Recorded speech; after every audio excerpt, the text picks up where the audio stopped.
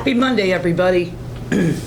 Okay, what news do we have? Well, there's a lot of news, but first, and I know I'm starting to sound like a broken record, but I am looking out the art room right now, and I'm seeing people without their masks on, not 6 feet apart, and it's upsetting me. This is not difficult. That is how you wear the mask properly. If you're 6 feet apart and you want to take it off because it's warm out, that's fine. But moving the chairs together and then taking them off puts you at an unnecessary risk to yourself and to your neighbors. Please stop doing it. What's going on this week? Oh, first I want to apologize because anybody who got this calendar on Friday, you might have noticed that there are numerous typos. My fault, by the way. Meditation is 9:45 a.m., not p.m. Tuesday, 10:30 p.m., sleep meditation in the middle of the day. That's obviously wrong. I think there's something else wrong, too. I apologize for that. I was doing the physical calendar in a rush and didn't even notice these things. So obviously if it looks weird, it probably is that it isn't happening. We have some cool stuff this week. We have After Me Today, we have a George Washington documentary. We also have The Life of Thomas Jefferson on Thursday, short biography of Aaron Burr on Thursday afternoon also. Friday, I can't remember if it's a New York Times or 92nd Street Y, but it's an interview with Ron Chernow, who wrote the book about Hamilton that the play is based on. Hamilton from History to Drama. And then 4th of July, mark your calendars, don't go anywhere, tell your kids not to call you. 2:30 in the afternoon, 4th of July, we are seeing Hamilton on Broadway, the musical. This is a filmed version of the Broadway play that they staged specifically for film. I am very excited to see it again. Those of you who saw it with me know how great it is. I'm so glad they're releasing it early and we have something to do on 4th of July, since we're not gonna have a barbecue and all this other stuff. So it is great. So that is Saturday. That's why I put the biographies in during the week to sort of remind you of everybody's story. Jefferson, Burr, Washington, and of course Hamilton. We have a tribute to Frank Loesser tonight. We have the songs of Irving Berlin on Thursday night. We have Glenn Miller's Sentimental Journey. Thank you, Bob Mensch, for that. And Saturday night, because we've got Hamilton on Broadway, and I'm not sure if there's going to be fireworks Saturday night yet anywhere, but I'm showing the movie Jaws, which is sort of appropriate for 4th of July. So enjoy. I hope you're looking forward to Hamilton as much as I am. And I'm very, very happy that they put that out early, and we signed up for Disney Plus and got a new piece of equipment and all this so that we could see it that day. So enjoy the week. I know we're all sick of being in, but that's a good reason to stay in. Now, what's going on in the world? Well, in politics, a lot of things are going on in the world, but okay, the New York Times and now others are reporting that the Russian government, sanctioned by Vladimir Putin, put a bounty on the heads of American soldiers in the Middle East. They paid ex-Taliban fighters in the Middle East to kill American soldiers. This is unreal. What's more unreal is that the president was briefed about it in March and did nothing. Understand that. He was briefed in March and did nothing. And in fact, From then until now, till this story came out the other day, he had had numerous private conversations with Vladimir Putin. No details have been released as to the content of those conversations. No sanctions were issued. We should have heard about this from our government, or at the UN from our government. The way that part of this came about is in one of the operations in the Middle East, when our soldiers had, I guess, taken over a Taliban stronghold or house or whatever, they found a lot of cash, American cash, and they traced it back to the Russians.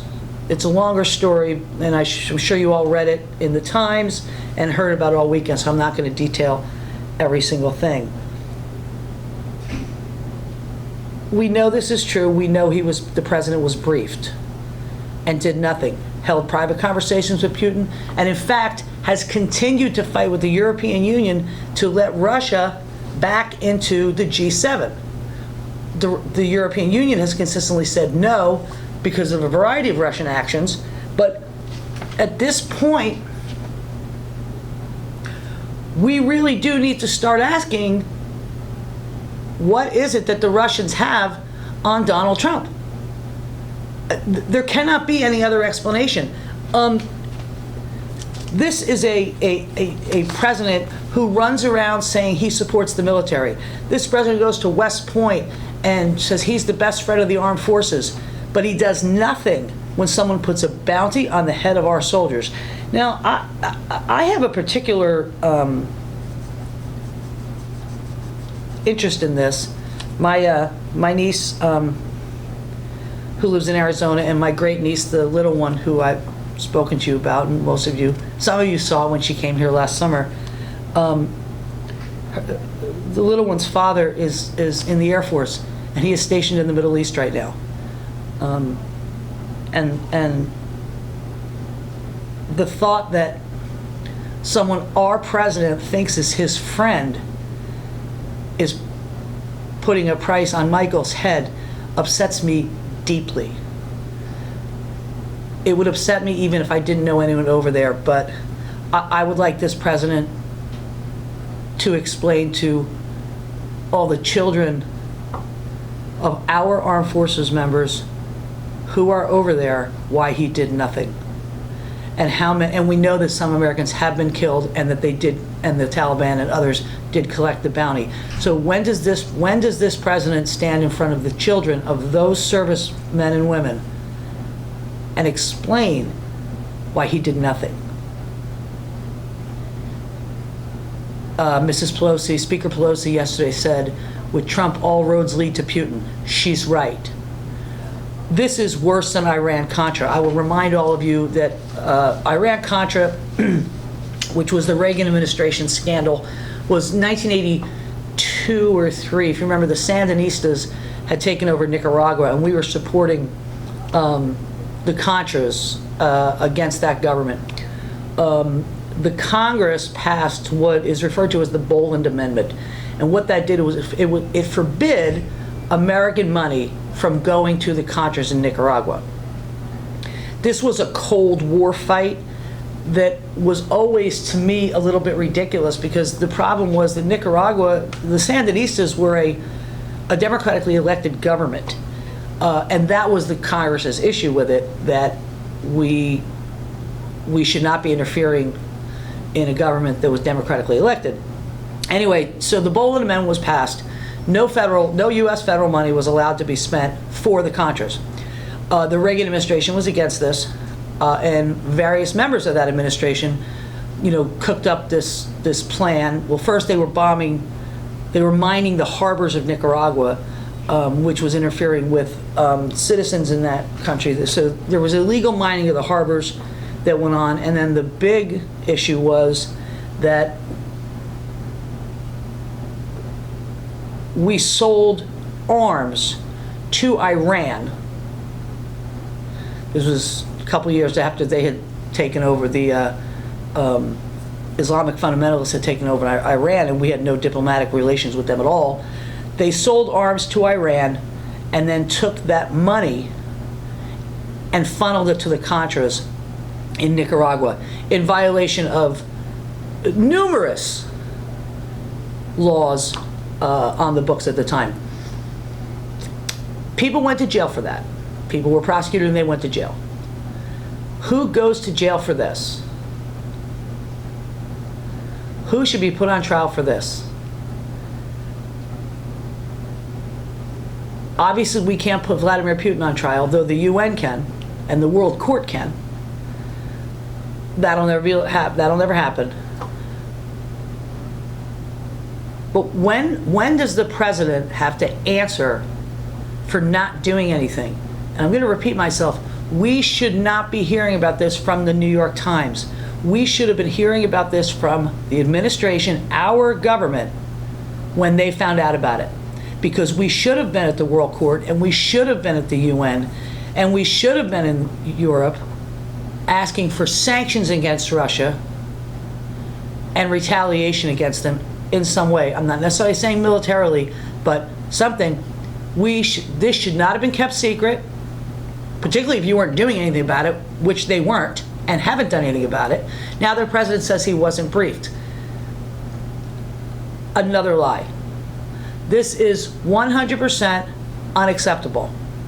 This is worse than the Russian interference. This is worse than Mike Flynn's nonsense and Roger Stone's and all of those. This is worse.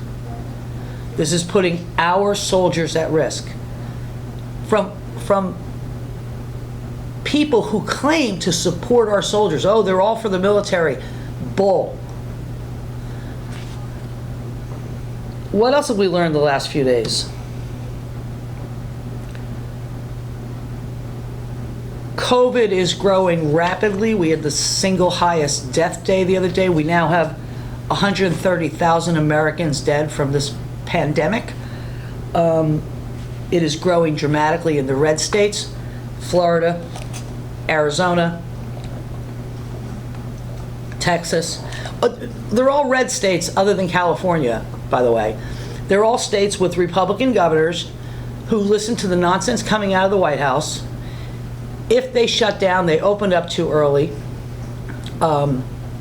They don't have mask laws or regulations. You still have people fighting about masks. By the way, I hope some of you saw some of the news this weekend where they were showing these protesters in, I don't remember what state, who were actually using the phrase, "my body, my choice,"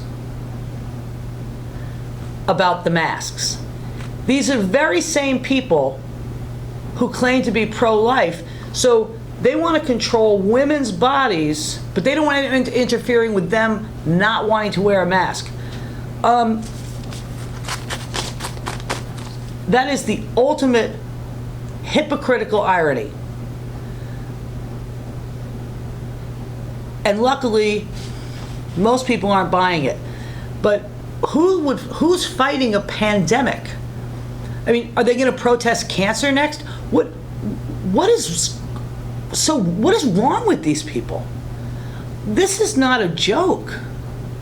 I know young people aren't listening as much, and that's sad because the largest population, the largest rise in COVID infections is the under 35 population right now, because they're not taking the required precautions, and a lot of them aren't wearing masks. They are not dying from this. So I guess I sort of get their nonchalance about it, except that they're bringing it home and infecting their parents and their grandparents. We learned that the U.S. government shipped faulty COVID antibody tests without ever having the FDA approve them or review them. They were buying them from China, from all over Asia, not testing them. They're faulty. So we don't know how badly this virus is. or how wide this virus is right now, because all those tests are faulty. And now they don't want to tell us where they went. So you can't accurately contact trace. You can't accurately contain or quarantine a COVID center if those tests are faulty, so we have no reliable tests. As you know, the president said the other day, or last week, that the cases were going up because testing was going up. So we shouldn't test as much. The scary thing to me is that we still are only testing a very small percentage of people, and we've had 130,000 deaths. What that tells me is that this disease is far more widespread than any of us know or probably want to know, realistically. But the federal government needs to. The president yesterday morning retweeted a video out of a retirement community in Florida that is just curse-ridden, and has the main character in the video yelling at protesters, screaming white power and all kinds of racist stuff. And the president thought that was okay to retweet and send out under his name. Later, a spokesperson from the White House said that the president didn't hear that. Well, that's kind of the main part of the video, and if you haven't seen it, if anyone's interested, I'll find it for you online. Trust me when I tell you that if you saw the video, there's no way you would not have been able to hear what that person was saying, because that was the point of the video. So, once again, we have the President of the United States sending out racist messages. There's no gray area on this one. It's not, oh, I didn't know that was a symbol of the white supremacists, or oh, I didn't know that was a KKK thing, or I didn't know. No, this is somebody who's clearly screaming racist language and actually screaming white power, white power. I have just had enough. I'm going to start a countdown next week. How long till the election? How long do we have to put up with this anymore? This administration is just horrifying. You know, I think that. And I know all of you are not Democrats, or not liberals.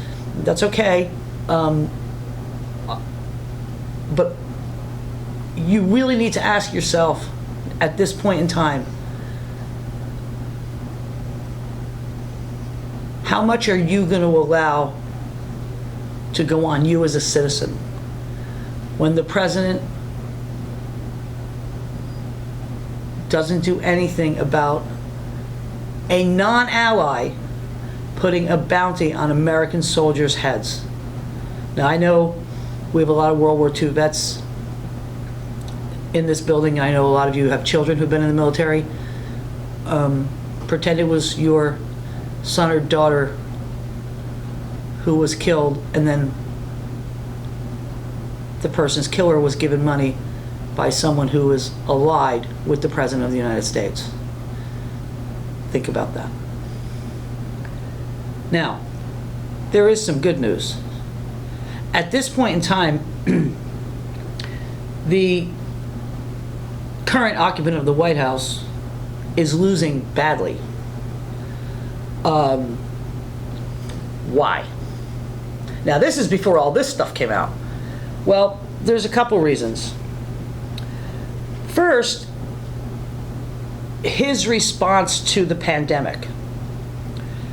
Now, when I give you these polling numbers, I didn't take them from some liberal poll. There's a Fox poll out, there's a Wall Street Journal poll out, there's an ABC, New York Times, there's a couple of them. There's a few questions that they have asked that their answers vary widely. I didn't use any of those because that tells me that somebody's universe was skewed. So I'm looking at all of the things that I kind of think are important that all the polls are in agreement on. And when I say in agreement, they're within 1 to 2 points of each other with a less than 4% margin of error. So it's pretty accurate as far as polling goes. First, Americans strongly disapprove of the federal government's response to the pandemic. In fact, only 38% say they are satisfied with the federal government's response to the pandemic. Now, the only actual states that are satisfied more than 50%, and in most cases it's 52 or 53, where are they satisfied? Idaho, Missouri, Mississippi, Kentucky, Tennessee, Alabama, Wyoming, North Dakota, West Virginia, Oklahoma, and Arkansas.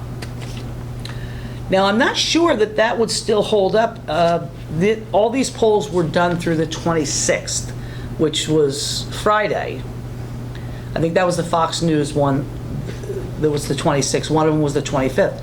So we hadn't gotten the full impact of the new numbers on the coronavirus, but I'm still going to say this is probably accurate. Now, what's wrong with that?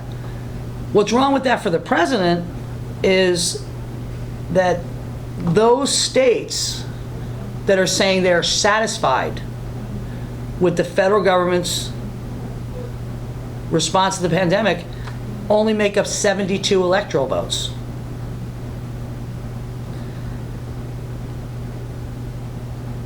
The second reason, Black Lives Matter. The Black Lives Matter movement has become popular.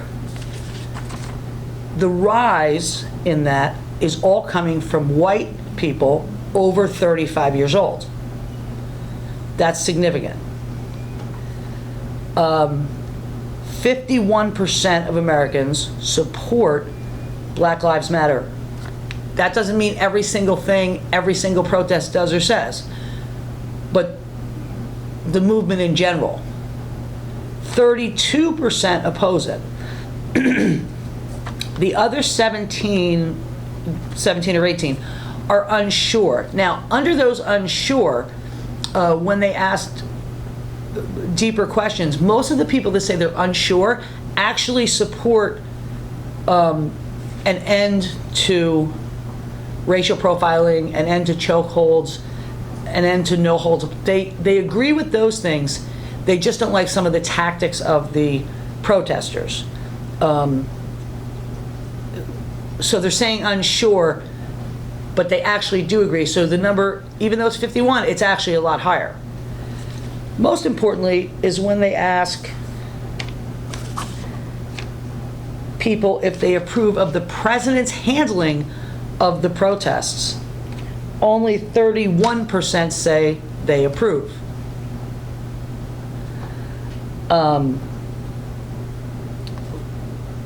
Which goes right along with the 32% who oppose Black Lives Matter in general.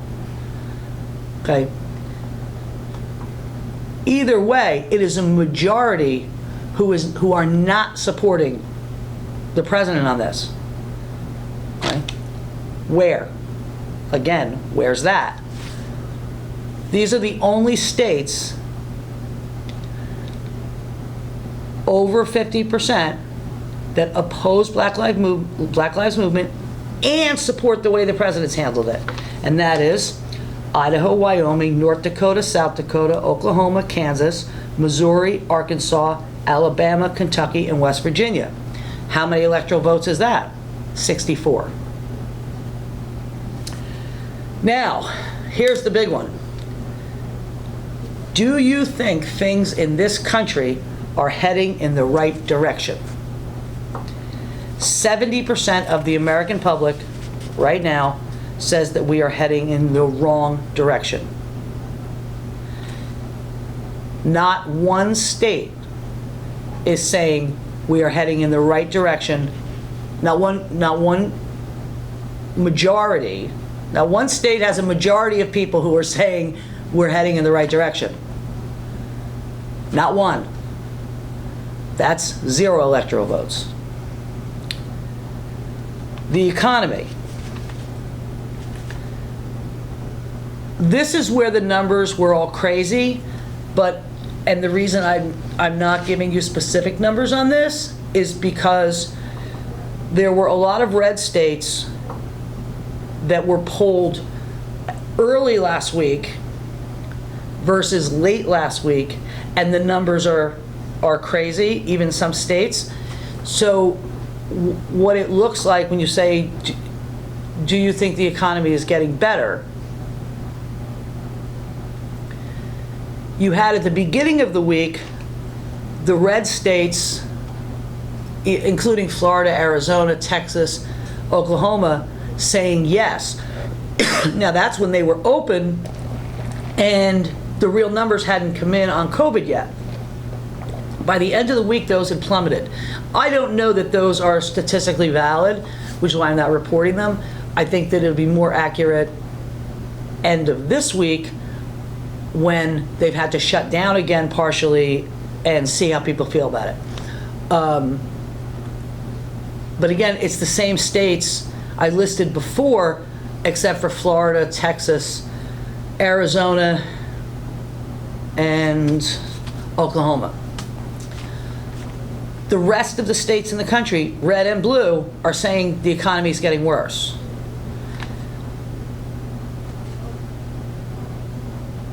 At the same frequency that they're saying we're heading in the wrong direction, and that they disapprove of the president.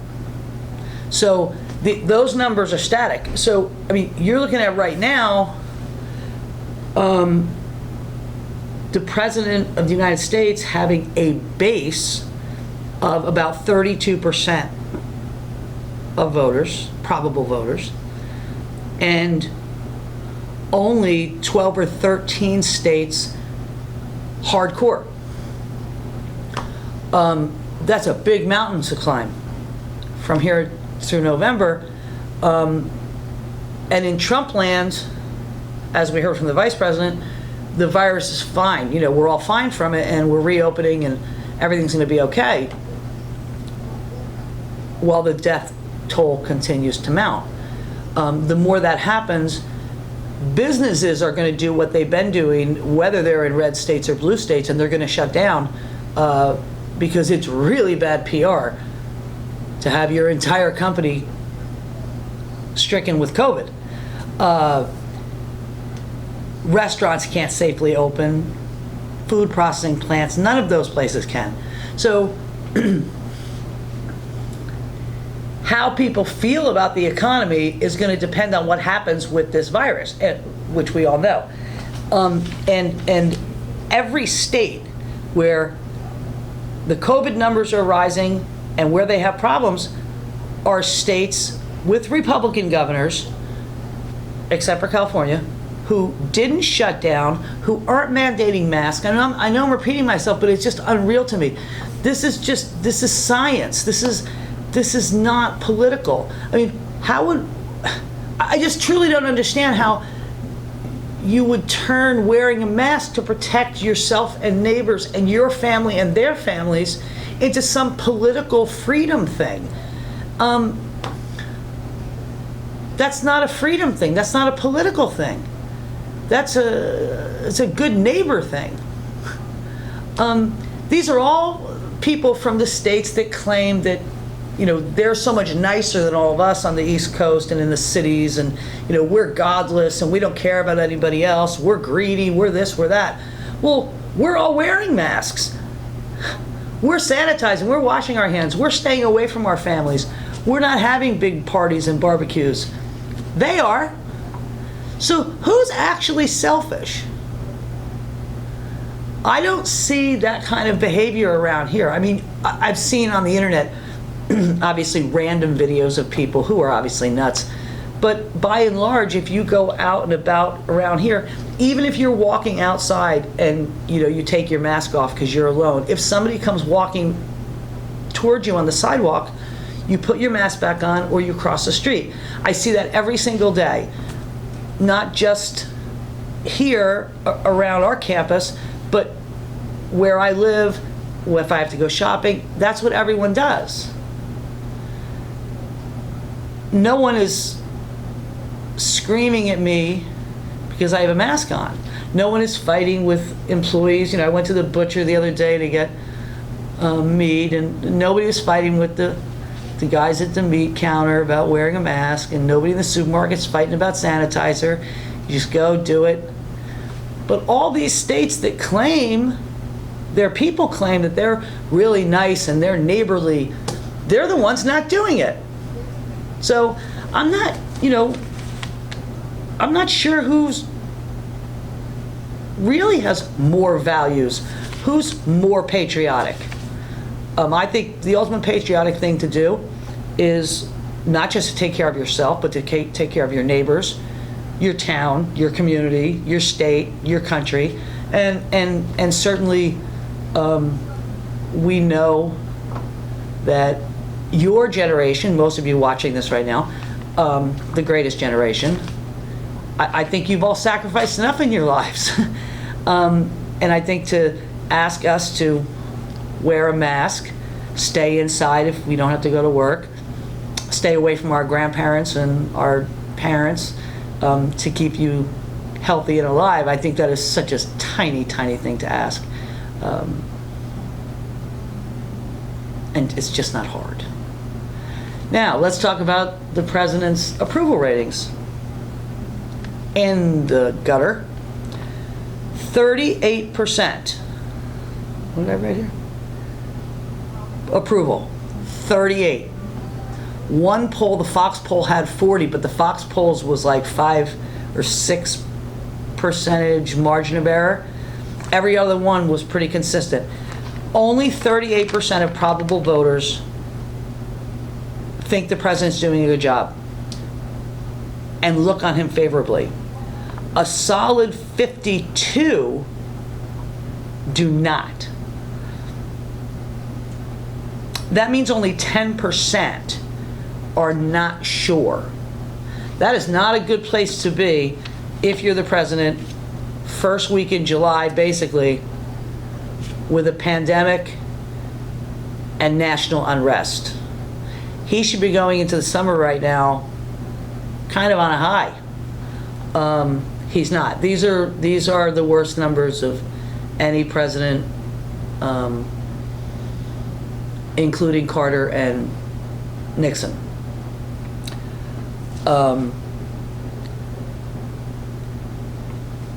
We're also seeing widespread dissent among Republicans. Republicans actually coming out against him. And now here's the problem for him. 4 years ago, our candidate, the Democratic candidate, Mrs. Clinton, had high negatives. Her average negatives were 43, 44, sometimes higher. And once it came to her versus Trump, both of them had negatives in the high 40s. So there were things people already believed about her, about Secretary Clinton, that the Trump campaign could exploit, especially with a little help from their friends in Moscow. This is not the case this year. Former Vice President Biden's unfavorable, or his negatives, are only in the 20s. 25 was the low I saw, 30 was the high. He is a good guy. Now, doesn't mean you have to support him, doesn't mean he has to be your favorite candidate or your favorite person in the world, but he's a good guy, people know it. It's really hard to really change people's opinions when you're starting out with that kind of a low unfavorable. And to say he's sleepy, now they're saying he's mentally challenged, or he's got, it's not challenged, he's got some kind of dementia, whatever. It's not sticking. And you've all seen the numbers. I mean, he's ahead 48 to 52. He's double digits ahead of the president in the battleground states, and he's actually ahead in some which shouldn't be battleground states, Arizona, North Carolina, and I expect South Dakota to be in play, because if this one goes to South Dakota and starts shooting fireworks over Mount Rushmore and starts a fire, I think South Dakotans are going to look very badly on him, and we could actually win South Dakota for the first time in years and years. We haven't won Arizona since '64. No, Goldwater won it in '64, so '60, that's in play. North Carolina, Texas is actually in play because of the incompetence of this administration. And the last thing I'm going to tell you is, which makes me even more hopeful, is, they always do these generic congressional ballots. Now, when they do these, they don't do it because they think, oh, that means the Democrats are going to take the Senate or the Republicans are going to take the House and the Senate. It gives pollsters a benchmark as to how people are feeling about the party. And usually it's a referendum on the party in power. And in this case, the party in power are the Republicans. They control the White House and they control the Senate. On a congressional ballot, generic, when they say, are you more inclined to vote for a Democrat or Republican for Congress or Senate this year? Right now, Democrats are 52 to 43, 51 to 40. There were 4 polls, 2 of them said the same thing. Either way, neither party should be over 50% at this point. At this point in time in an election year, a presidential year especially, it should be about 40-40 with 20% that's undecided. You only have, I have to do math now, 5 to 8% saying they're undecided. That does not bode well for the current occupant of the White House. It does not bode well for the Republican Party. I'm worried about the Senate still, but I think we should win the White House and we should hold the House. That changes things dramatically. Anyway, have a great day. Please wear your mask and wear it correctly. I will see all of you soon. Enjoy the lead up to Hamilton and enjoy Hamilton. Bye.